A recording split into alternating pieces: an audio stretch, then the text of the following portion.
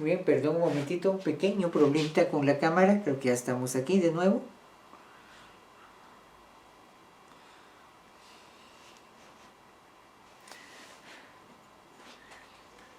Muy bien, veamos aquí en X por favor.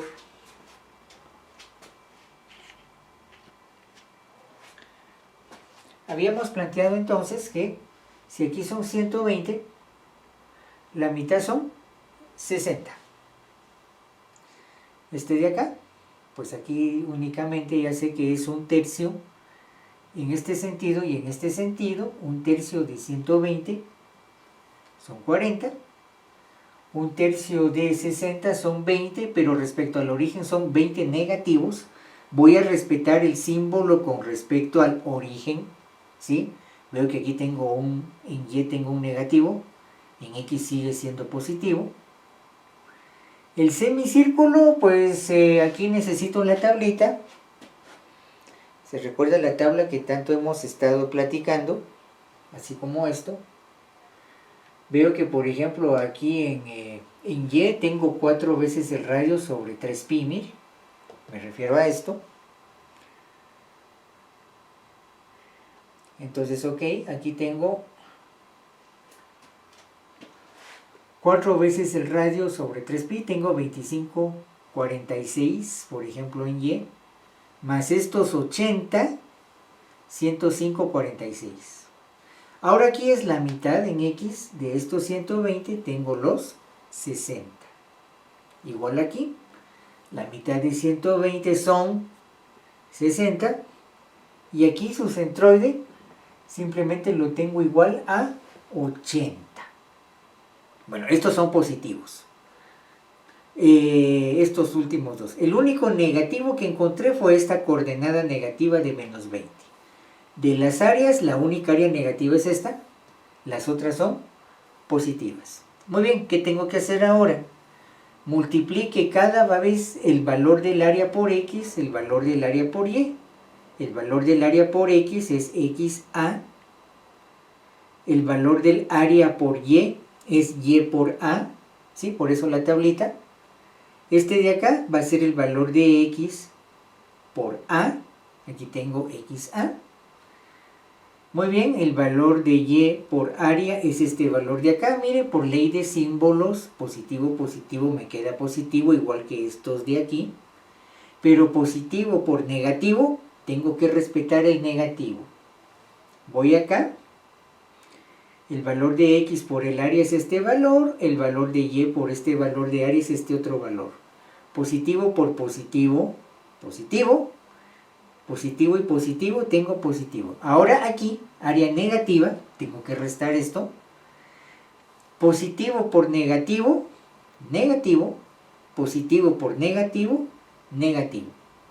Hacemos la respectiva sumatoria y ya tengo el primer momento de área para el eje X y el primer momento de área para el eje de las Y. ¿Qué tengo que hacer para calcular el centroide? Simplemente dividir cada uno de estos entre la sumatoria de área. Sumatoria de primeros momentos de área dividido sumatoria de área. ¿Qué es lo que voy a obtener? Lo que voy a obtener en este caso, al dividir cada uno de estos, son sus centroides. Entonces veamos. Sumatoria de primer momento de área sobre sumatoria de área, tengo el X centroidal, 54,8. Vamos un poquito más acá, ampliamos un poquito más acá. Sumatoria de primer momento de área en Y, dividido entre su sumatoria de área, ¿sí? Tengo entonces el Y centroidal. Entonces vean, no hay mayor ciencia en esto. Nomás lo único que tengo que hacer aquí es al final, pues indico dónde está cada uno de las coordenadas en X y en Y para localizar el centroide. Ahora, ¿qué implicación práctica tiene esto? Como les comento, ya me estoy trabando en otras clases. Por ejemplo, con esta calculadora, Veo que aquí cabecea, ¿verdad? Digamos que estos dedos hacen un eje. Veo que aquí cabecea. No estoy en el centroide. Donde veo, igual, aquí veo que cabecea por la batería. Aquí veo que como no quiere cabecear mucho, donde veo que ya no cabecea es que estoy en el centroide. ¿Sí? Ojo con esto.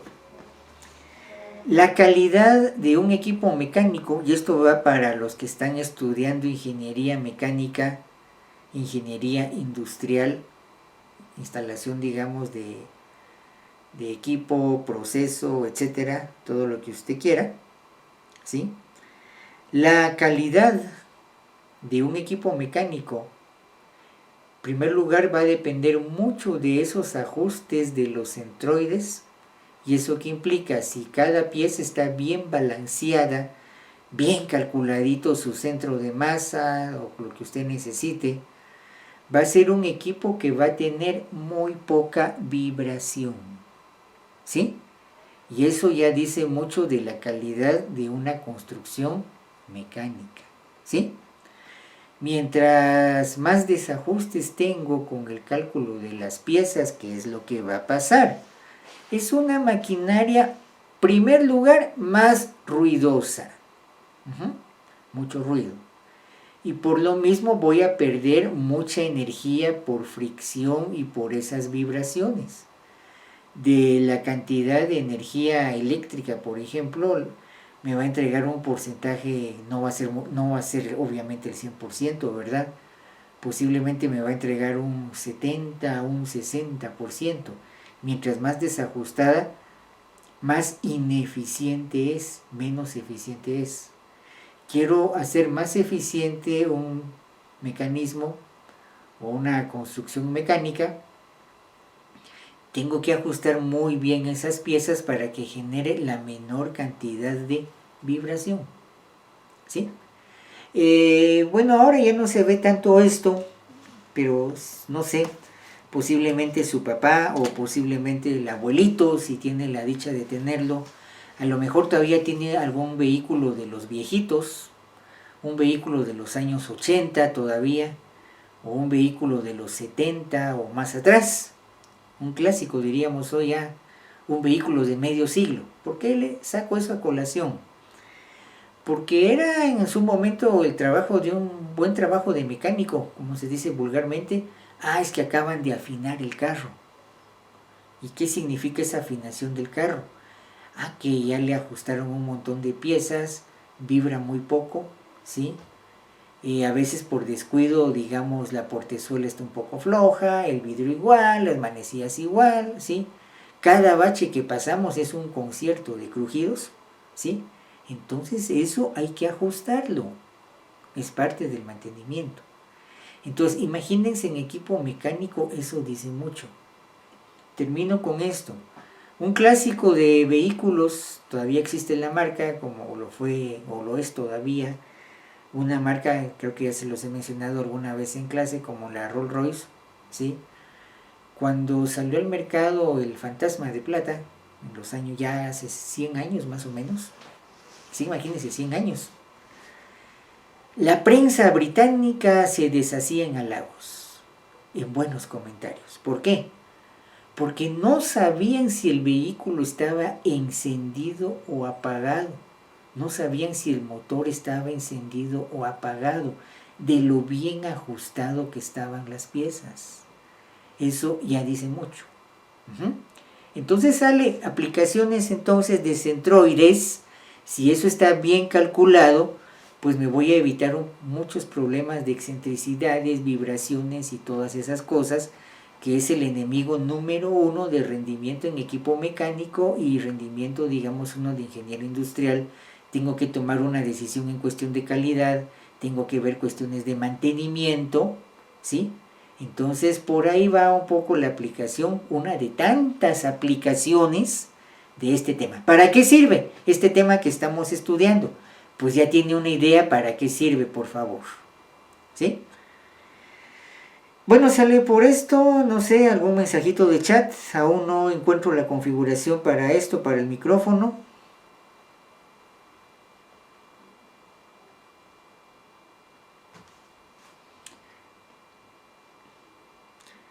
Muy bien, tengo aquí el siguiente problema, por favor. Tengo aquí el siguiente problema. Sería en módulo, por favor, clase 18 mar de marzo. Clase 18 mar, inciso B, o B, tenemos ahí un B mayúscula. Eso se subió hoy al mediodía. Y miren lo que vamos a ver ahora. Vamos a hacer ahora una integración de volumen. Este es el objeto que usted tiene que ver ahí.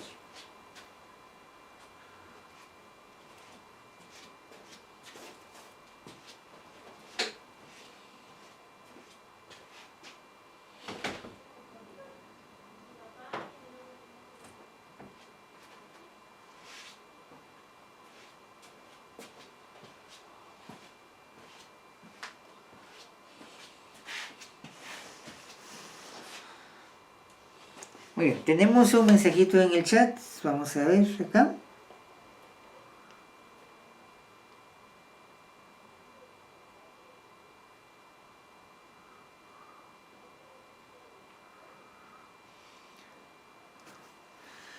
Bueno, alguien me pregunta que qué capturadora uso el gato.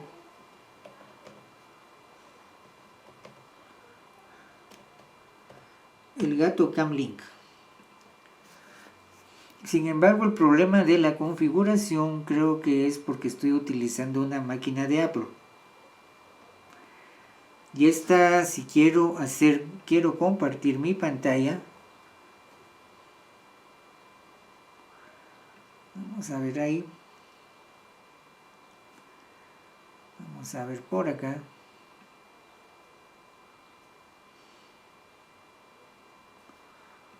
Bueno, aparentemente aquí, vamos a ver.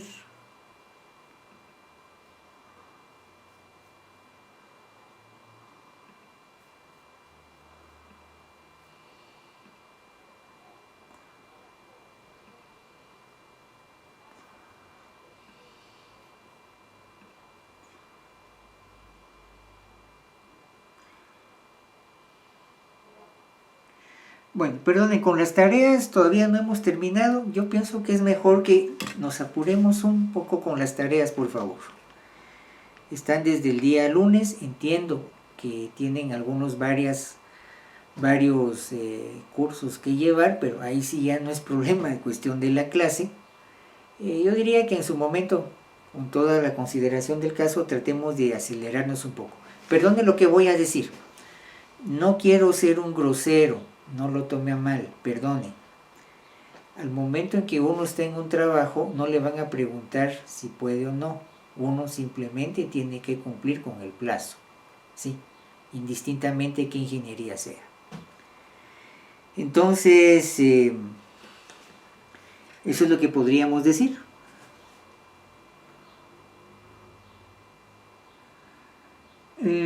Diríamos que aquí el Camlink solo es un adaptador. Sí, es un adaptador. El asunto aquí está con los dispositivos, pero bueno, vamos a probar cambiar de computadora la próxima clase. Vamos a ver qué pasa. Vamos a ver qué pasa. Por ejemplo, vamos a ver aquí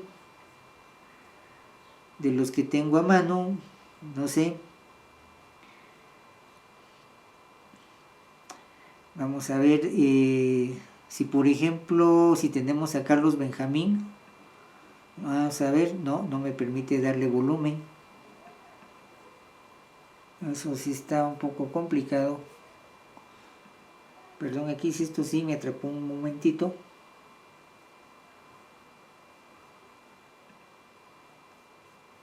Vamos a ver acá. Vamos a ver si logro hacer algo.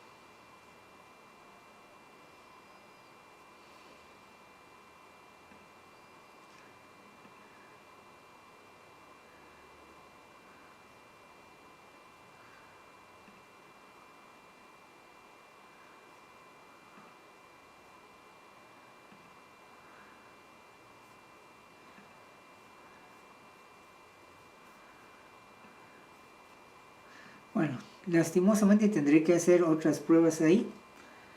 Y vamos a ver qué puedo hacer con esto. Perdonen ahí sí el inconveniente de estas dos últimas clases. Muy bien.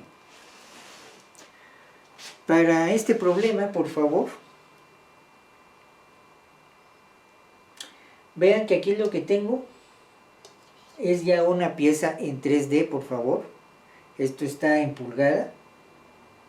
Tengo media pulgada de espesor para toda la placa. ¿Sí? Tengo aquí un cuarto de circunferencia. Tengo aquí una placa rectangular y tengo aquí dos perforaciones. Bueno, eso es lo que tengo que calcular. Obviamente aquí en este problema lo que nos va a pedir aquí es nuestra integración de volumen. Bueno, veamos el esquema que nos sugiere aquí el problema.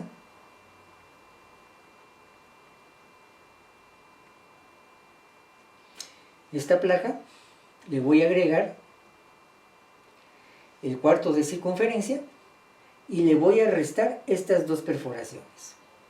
Ahora, aquí hay varias decisiones. Por ejemplo, aquí estoy tomando 4.5 pulgadas, quiere decir que el cuarto de circunferencia, si hiciera aquí con un marcador, tengo que separar acá, mire. La placa la voy a tomar hasta aquí, mire, con estos 4.5. Y de aquí para acá voy a tomar este cuarto de circunferencia. Tengo 2 pulgadas de radio, por favor. Espesor también media pulgada. Y le vamos a restar 2 agujeros de 1 pulgada de diámetro. Diámetro nos da el problema. Bueno, entonces voy por partes cada una de estas, miren. Por ejemplo, aquí, si nos damos cuenta, tengo el cuarto de circunferencia, la cuarta parte, y aquí tengo la media pulgada de ancho de esta placa de acá. Tanto que aquí puedo ver, digamos, las perforaciones estas, ¿sí? Y aquí tengo la placa de frente. Y lo que tengo acá es el cuarto de circunferencia, ¿sí? Bueno, entonces eso es lo que vamos a hacer. Entonces igual vamos a hablar figuras conocidas, muy importante. Esta es la figura 1, ya no le puse nombre, figura 1. Figura 2 con número romano. Figura 3. 3 y 4. 3 y 4. Y bueno, con esto implica que tengo que calcular su respectivo volumen. Bueno, entonces el esquema lo tengo acá y algunos detalles aquí. Muy bien, el volumen de esta placa, entonces tengo aquí 4.5 por una altura de 2 pulgadas, 4.5 por 2 pulgadas, por un ancho de placa que nos da el problema, 0.5. ¿Qué es lo que tenemos aquí? Cuarto de circunferencia, un cuarto de pi por el radio al cuadrado. Un cuarto de pi, el radio al cuadrado es 2 pulgadas. ¿Y cuánto sigue siendo el espesor de placa? Media pulgada.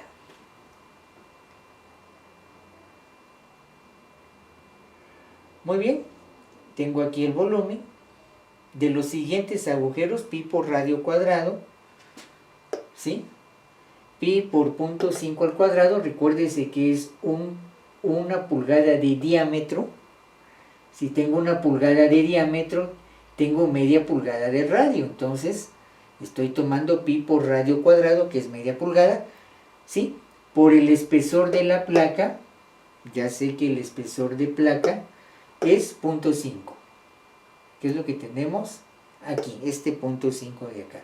Ahora, se recuerda que esto lo tengo que restar. Debo de restar este par de agujeros, el 3 y el 4. Muy bien, entonces calculen sus volúmenes. Aquí esto es en pulgada cúbica. indicamos la dimensional. Y bueno, ahora el chiste, el punto con este problema va a ser precisamente calcular lo que es la ubicación X, Y, Z, por ejemplo, respecto al origen. Posiblemente creo que lo estamos tomando acá, miren. Si vemos aquí la figura, ok, aquí está Y, aquí está X, aquí está Z, quiere decir que el origen lo tengo acá.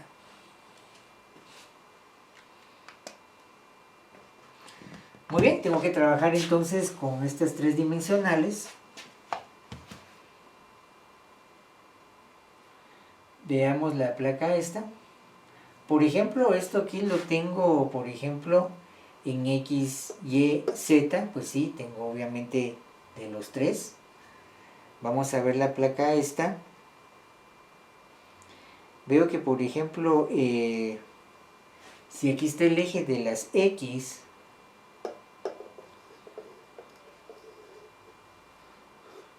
veo que, por ejemplo, aquí lo que yo tengo es el ancho este, que es de media pulgada, ¿verdad? En X, digamos, si esto es como quien dice este rectángulo, estaría aquí a media pulgada, ¿verdad? Bueno, sería la mitad de media pulgada. Estaríamos hablando de 0.25 pulgada, mire, la mitad de media pulgada. Eso sería en X. Y en Y y Z, bueno, aquí tengo un mejor esquema. Y y Z, pues obviamente tengo aquí 2.25 en Z y tengo acá 1 pulgada en Y. Ahora, solo se recuerda de los símbolos, ¿sí? En X lo estoy tomando como positivo. Perdón un momentito. Ya perdimos el problema.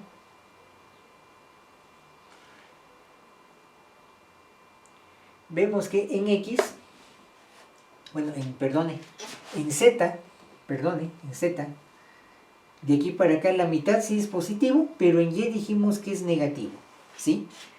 Viendo este pequeño esquema de acá,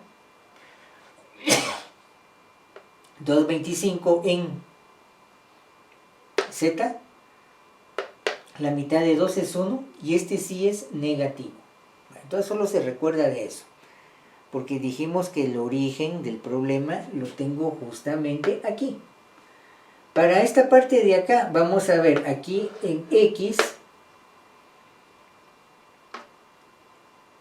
tengo que tomar en cuenta el centro, que es 4 veces el radio sobre 3pi. El radio este es 2, 4 por 2 sobre 3pi. Le tengo que agregar media pulgada del grosor de placa, 0.848.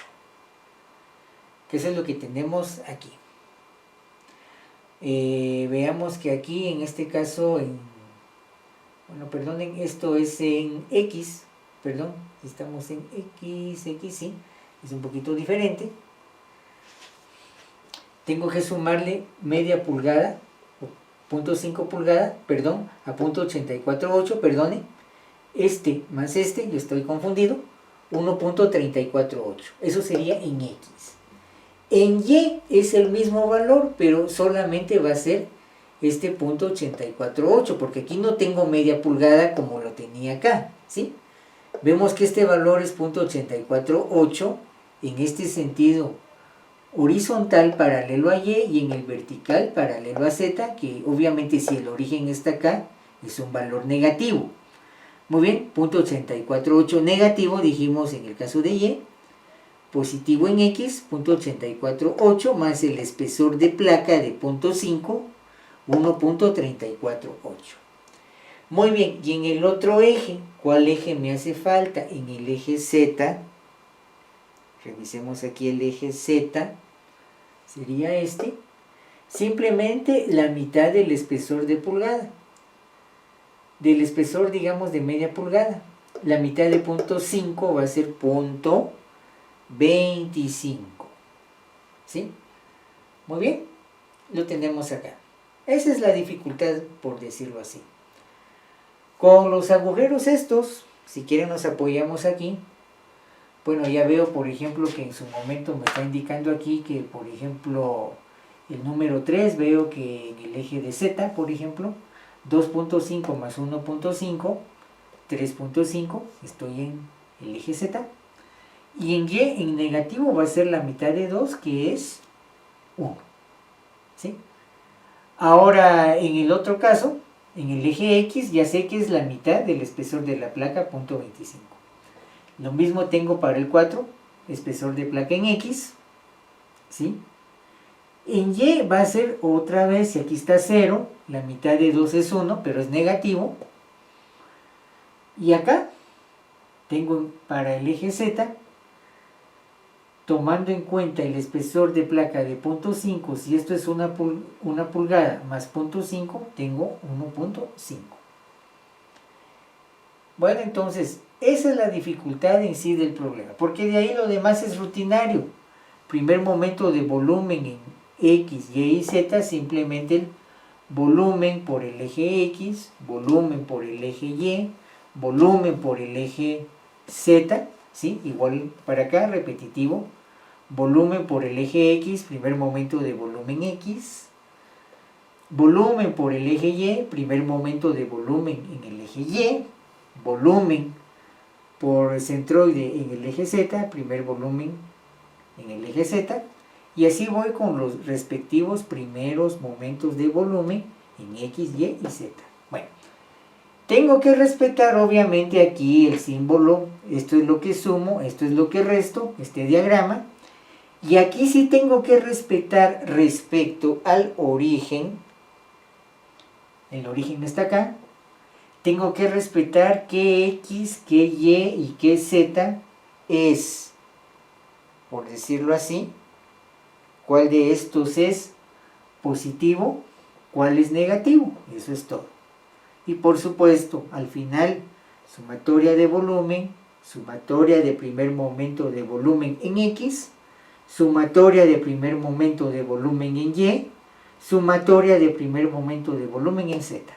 Después cada uno de estos lo voy a dividir entre sumatoria de volumen para el cálculo de los centroides X, Y y Z, por favor. Entonces vemos que aquí en este tipo de problema, pues igual, por favor, mucho cuidado con la cuestión de los esquemas. Y miren, ya para ir terminando esta situación de clase, viendo el tiempo,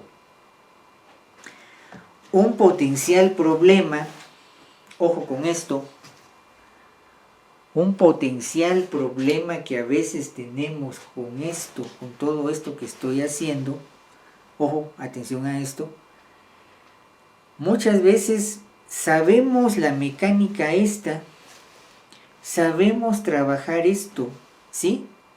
Pero, ahí está el pero, no sabemos dibujar.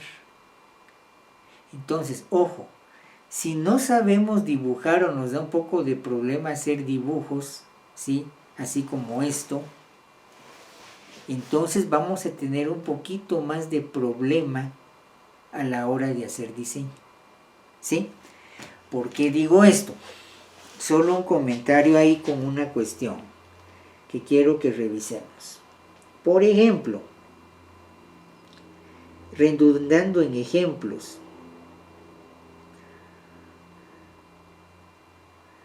vamos a ver por acá.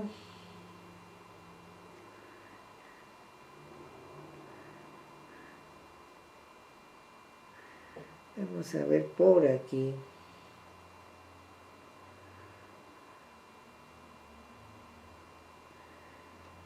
Vamos a ver, es una cuestión que no, vamos a ver.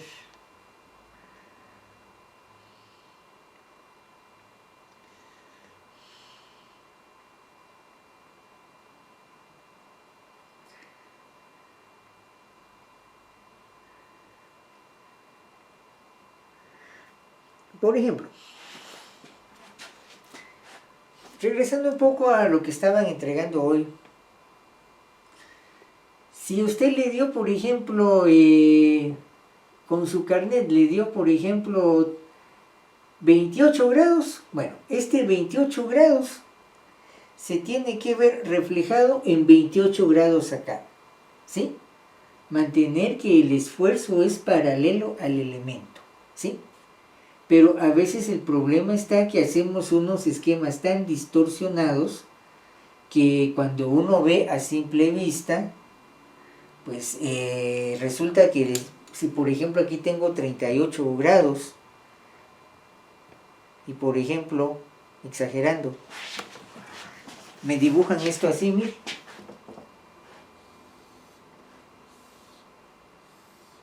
y me dicen 38 grados. ¿Será que son 38 grados? A simple vista, este ángulo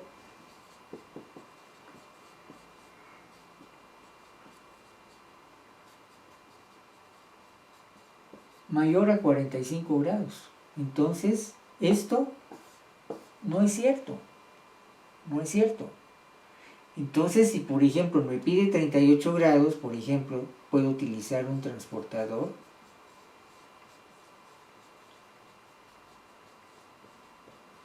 Ya sea un físico, no es para todos, alguno que otro todavía tiene ese problema, o por ejemplo en su AutoCAD, ¿sí? Entonces, si le pide 38 grados, deja 38 grados, por favor, ni más ni menos. Entonces, cuidado con eso, porque cuando el esquema, el dibujo, no coincide con la información, pues tenemos ahí un problema de que todavía no podemos dibujar, todavía sí que cuesta un poco relacionar la representación del plano con los números de diseño.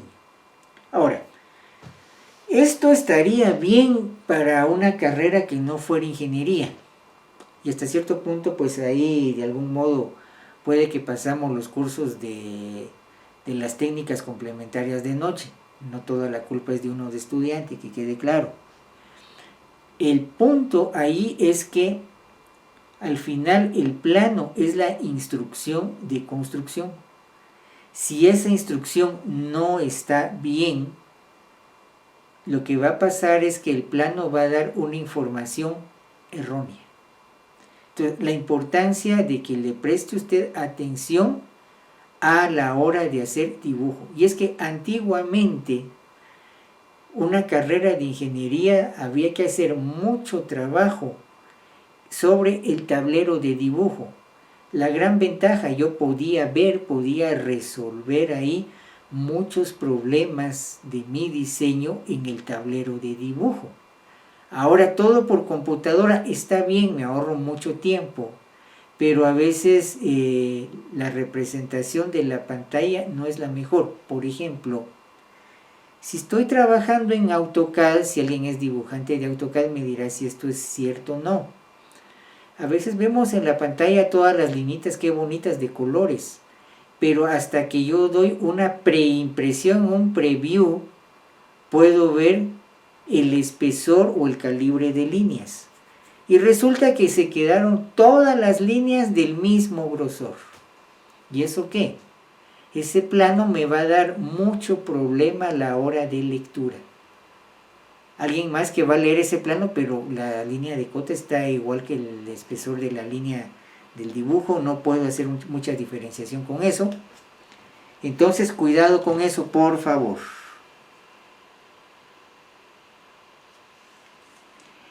Perdón, Aminadab, terminemos, veamos hasta dónde llegamos. No se venden la cabeza antes de rompérsela, todavía no ha acabado el día de hoy. Perdón en su momento, un poquito de fuerza de parte del profesor, no es que no los quiera oír, pero favor de acostumbrarnos a entregar las tareas en el plazo que es. Si no, después somos de los ingenieros que dejamos todo al tiempo y no queremos eso, por favor, es parte de la educación.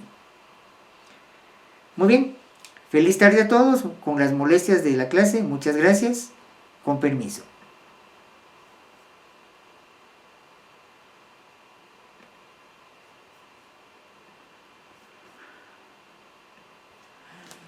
pasado, papá.